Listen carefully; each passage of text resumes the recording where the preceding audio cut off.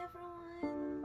So today, I'm going to share something na yung book na nabasa ko recently, which is the title is The Metamorphosis. So it was written by Franz Kafka, if you know him.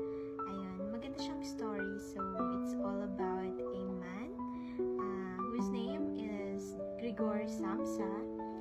He is a man who wakes up one day na paggising niya, naging isa siyang insekto.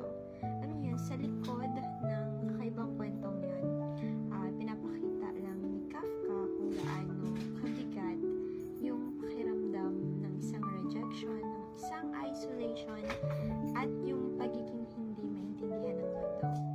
As Grigor changes on the outside, his family also slowly changes on the inside. So, nakakalungkot yun. Say hi, Moon! Chuki! Hey, Chuki!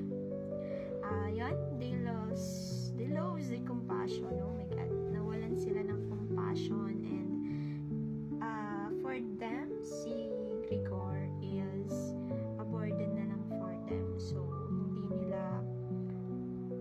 hindi nila inaccept siya as him when he transformed.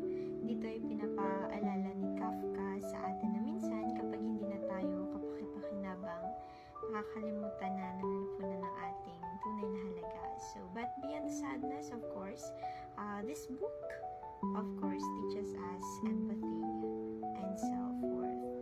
It reminds us to see others not for what they can give, but for who they are.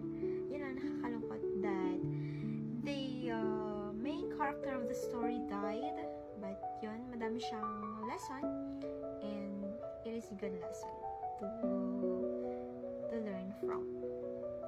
Yan. Bye-bye! Say bye-bye na! Bye-bye!